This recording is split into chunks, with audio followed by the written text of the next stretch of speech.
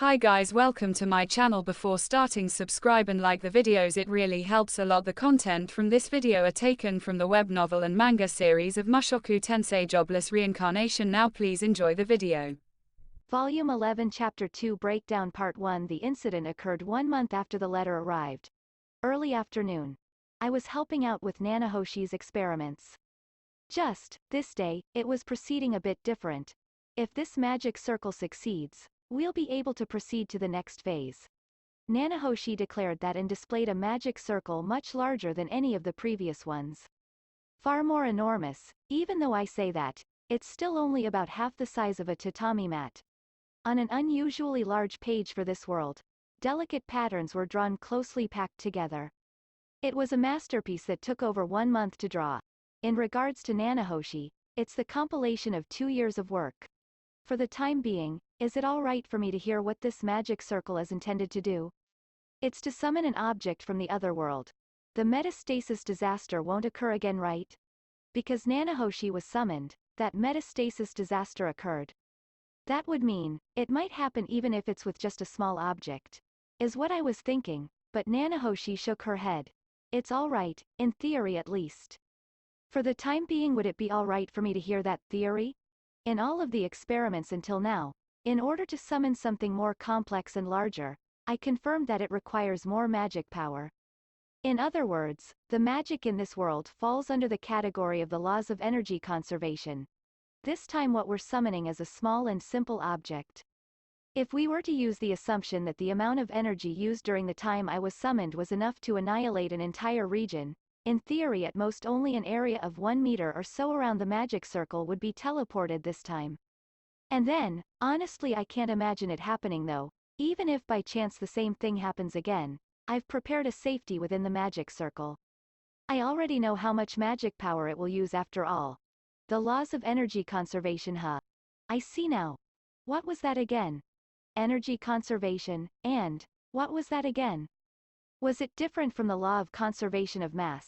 I'm not so knowledgeable about it that I can explain it to a person who doesn't know about it. But in other words, all of the strange things that happen in this world generally have magic power as their cause. That thing you use often, rock bullet, was it? That as well. You're suddenly materializing a rock in midair, but the reality of it is that you're changing the magic power into rock. I guess that would mean I was mistaken on the laws I thought of in the past. I see, energy conservation.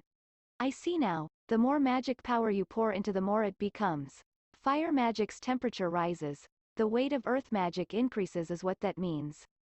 And then, after that, Nanahoshi explained it to me, but honestly it was too difficult so I didn't understand it. Since you're applying the usage of some law, the magic circle's size and effect are something or other. Also, after applying the something or other law, something or other happens. Honestly, even if there was a hole somewhere in the theory, I wouldn't get it. All that I understand is that Nanahoshi is full of self-confidence. If she has self-confidence, then I'm sure the probability of success is high. Well, even if it fails and I end up being thrown somewhere as well, I'm sure I can somehow or other manage to return. If it fails and I end up being teleported somewhere, I'm leaving it to you to contact my family. That's why I said, there's no chance of that.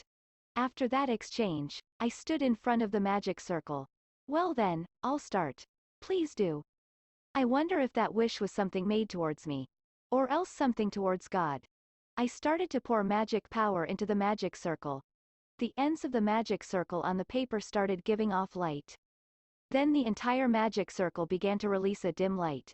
I knew that my magic power was being sucked up continuously from my arm. However, something was a bit strange. I felt something was out of place. I felt like there was some kind of stagnation in the way the magic circle was shining. One portion doesn't seem to be shining as well. Peesht! A small sound was let out. Suddenly the magic power stopped passing over. The dim light from the magic circle stopped. With that it was over. After that, the magic circle returned no reaction. After taking a good look, a part of the paper had a fissure made in it. I guess it would mean it short-circuited, and the safety or whatever started working. In any case, this is a failure. How about it? It's a failure. Nanahoshi said it quietly. And then, fell into the chair, put her elbows on the desk. She made a deep sigh. Phew, she just kept staring at the paper placed on the floor. The paint had disappeared from the paper and all that was remaining was the rough draft of the magic circle. And the remaining fissure in the paper. She just kept absent-mindedly looking at those without any movement. After a short while, she looked this way and said it. Thank you for your work. Today is already fine for you to return. Roughly 2 years worth of compilation. It ended in just a matter of only a few seconds. However, failures go along with experiments. Well, these sorts of things happen. Nanahoshi wasn't responding. I wonder if it's my fault. No, I shouldn't be related. I just kept sending magic power into it. I didn't do anything different. As long as they have magic power, anyone should be able to do it.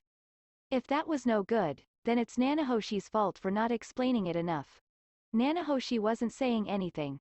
In any case, for today it goes this far, huh? Well then, please excuse me. I stood up. Just before I left the experiment room, I looked at Nanahoshi once more.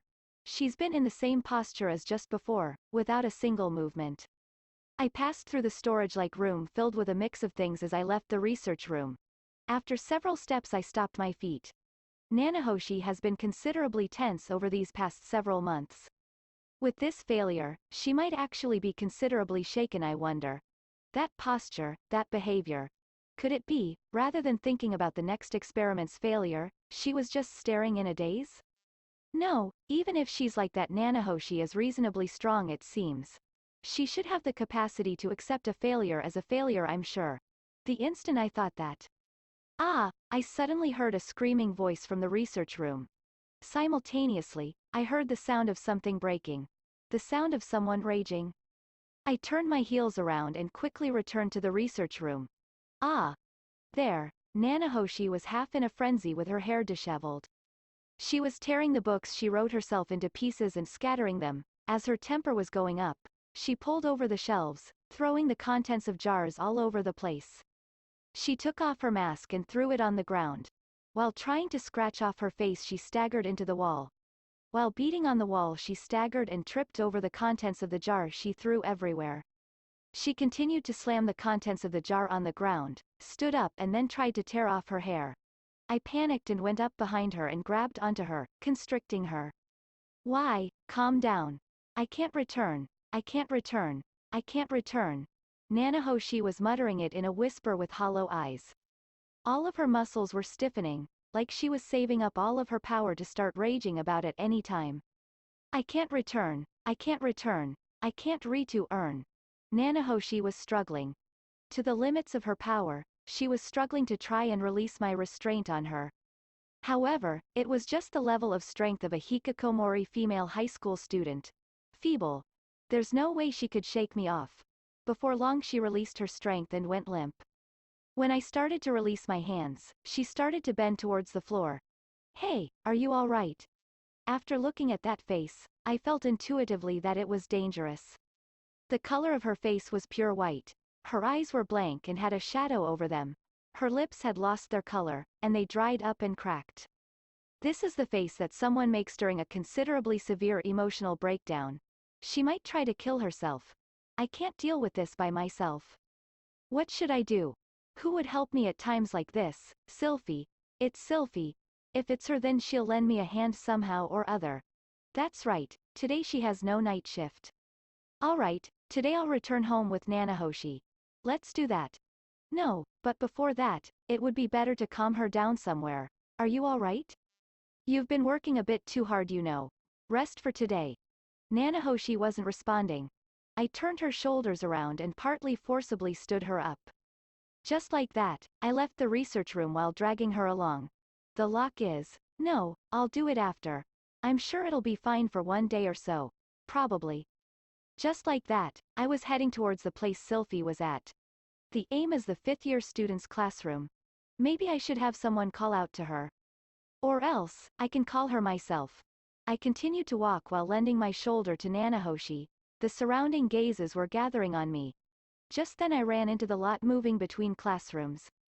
They were talking loudly. We stand out. Is it because I'm lending my shoulder to a woman? Right now Nanahoshi doesn't have her mask on.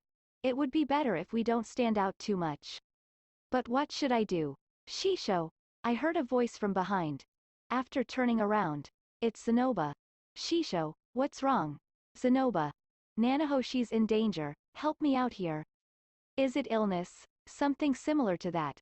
Then, we should move her to the infirmary for now. Yeah, first we should go there. Infirmary, it's the infirmary. All right. Shisho, I'll carry her. Do it courteously. Of course, now, silent dono. Zanoba picked up Nanahoshi and carried her like a princess. It was a solid and stable holding style. Nanahoshi didn't resist at all. She was completely limp with an expression like her soul had been drawn out. Clear the path. We went straight through the crowd while Zanoba was yelling. The people split like the sea. I followed along through there.